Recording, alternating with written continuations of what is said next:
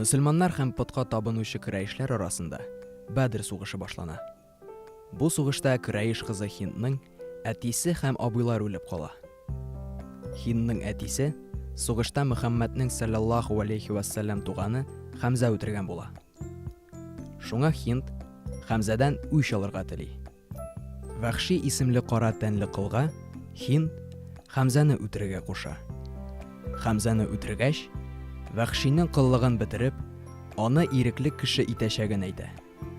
Бүләкләр дә вәгъдә итә. Сугыш барганда, Вәхши үзенең сеңгесен Хәмзәгә кадый. Һинд белән бергә Хәмзәнең үле гәүдәсен актарып ямсызли, аны мәсхәрәли. Ниһаять ул изелеп көткән бүләген дә ала. Кыл булудан туктап, ирекле кешегә әйләнә. Ләкин Аллаһка ышанмауның караңгылыгында яшәүне ирек дип әйтеп буламыни ул? Без күзне йомганда гына кояш нур сибүдән туктамый бит.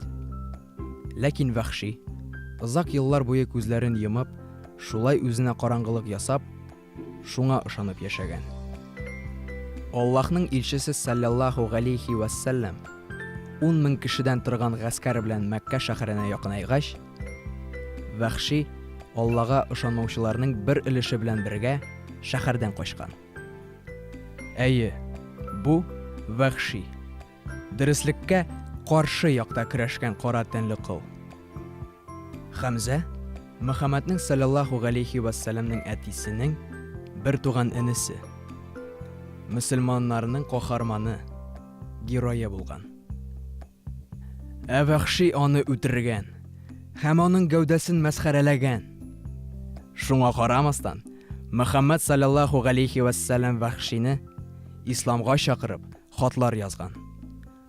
Аллаһның илчесе саллаллаһу алейхи вассалам өчен Аллаһның кушканнары барыннан да истинрәк һәм мөһимрәк булган. Пәйгамбәр саллаллаһу алейхи вассалам нәрсә булса да исламга чакырырга, кешеләрне дөрес юлга бастырырга, үз юлыннан ахырга кадәр туры барырга тиеш булган. Менә Вәхши күңелендәге имансызлык та бер көнне юкка чыккан. Ул Мөхәммәд саллаллаһу алейхи вассалам янында башын иеп, иман китерде. Хәзер ул мөселман. Хәзер ул пәйгамбәрнең саллаллаһу алейхи вассалам сахабаларының берсе булачак. Аның исемен әйткәндә дә Аллаһ аңардан разый булсын диячәкләр. Ниһаять ул да күзен ачып, дөреслекне күрә алган кешеләр арасына барып эләкте. Ләкин шул ук мизгелдә Пәйгамбәр саллаллаһу алейхи вассалам аның колагына таба иелеп, булай дигән: "Минем күземә бик күренмәскә тырыш. Сине күргән саен Хәмзәне искә төшерәм. Һәм сиңа тиешле яхшылыкны күрсәтеп бетерә алмамын дип куркам. Шул вакытта гына мин үземнең бурычымны үти алырмын." Вәхши күңелендә кояш чыга башлаган иде. Шунда ук яңадан байыды. Әле шатланырга да өлгермәде. Ул инде боекты. Пәйгамбәрнең саллаллаһу алейхи вассалам үтенечен тыңлап, Вәхши һәр вакыт аның күз карашыннан качты. Гел читтә йөрде. Ләкин үзе көн саен аның елмаюын күрергә, аның карашын очратырга һәм бик көтелгән: "Әйе, Вәхши, хәзер сине гафу иттеләр" дигәнне ишетергә өметләнеп яшәде. Көннәр үтте. Вәхшигә бу сүзләрне әйтүче булмады. Вәхшигә Пәйгамбәр саллаллаһу алейхи вассалам үлде дигән хәбәр килде. Һәм аның өмете бөтенләй җимерелде. Үз гаебен ничектер киметергә теләп, ул сугыш кырында, иң куркыныч көрәшләрдә катнаша. Үлем эзли. Менә Ямама дигән урында сугышыр вакыт килеп җитте. Бу сугышта бик күп кешеләр үлә. Бик көчле көрәш була.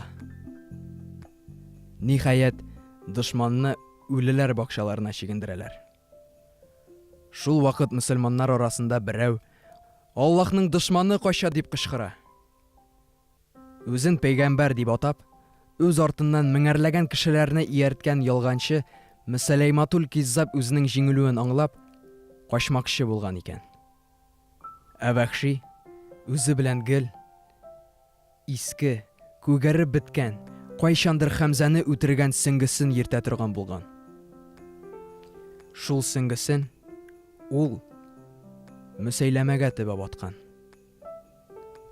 Баштан аякка кадәр көбә киемгә, ягъни металдан эшләнгән сугыш киеменә төренгән алдакчы, шул сеңге тигәч үгүлеп, җиргә егылган.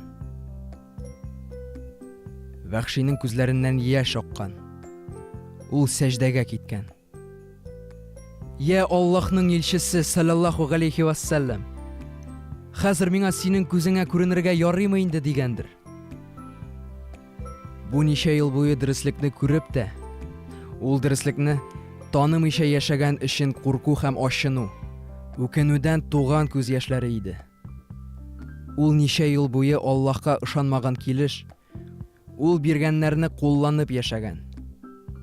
Вәхши булар өчен җаваплылык тойган.